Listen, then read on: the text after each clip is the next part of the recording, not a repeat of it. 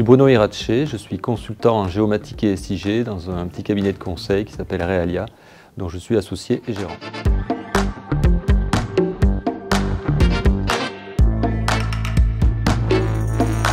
Le géomaticien, c'est un géographe qui a des compétences particulières en informatique et qui est capable d'aller chercher des données. C'est quelqu'un qui manipule des logiciels de cartographie, qu'on appelle en général SIG, Système d'information géographique. Donc le produit, entre guillemets, final dans nos métiers, c'est une carte, papier ou sur Internet ou sur smartphone.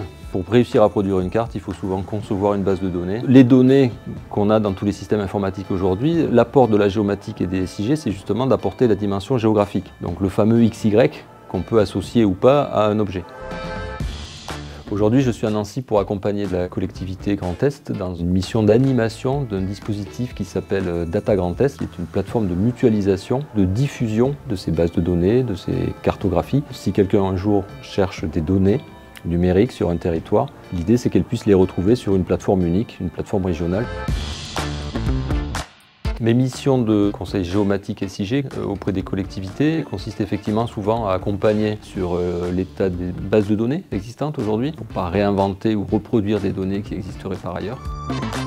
J'interviens avec un profil d'expert et ce qui est attendu, c'est que le profil d'expert fasse gagner du temps sur la compréhension d'un sujet, de conception d'une base de données. Il faut être capable d'aller chercher des données, donc soit de les acquérir sur le terrain ou d'aller chercher des images, des photos aériennes, des images satellites.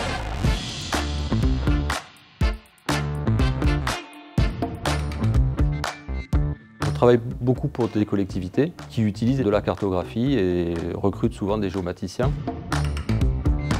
La géomatique, on en a dans quasiment tous les métiers, que ce soit les assurances, la gestion des forêts, les services de secours, tout ce qui est aménagement du territoire, plan d'urbanisme. L'application la plus connue, c'est Google Maps. Ce que j'aime beaucoup dans mon métier, c'est la diversité en fait. Je travaille pour des clients différents, qui ont des besoins différents. Je vais aussi à des endroits différents.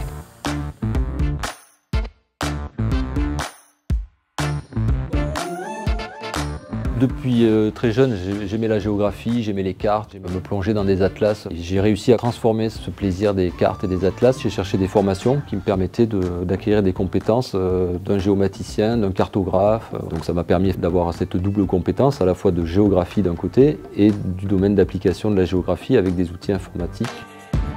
Pour être géomaticien, il faut pas mal apprécier les nouvelles technologies. Donc on peut commencer le métier de géomaticien en utilisant simplement un logiciel de type SIG pour faire des cartes. Puis on peut se spécialiser dans l'administration vraiment des bases de données.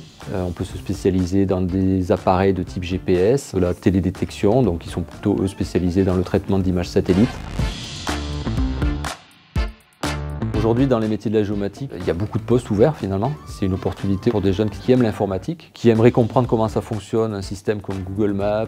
Ça fait partie des métiers en tension, Il y a beaucoup de demandes dans ces métiers-là. Souvent, on peut rentrer avec un bac+3, avec un diplôme de technicien et assez rapidement progresser, être chef d'un service de 5, 10 ou 20 personnes qui font de la géomatique au quotidien.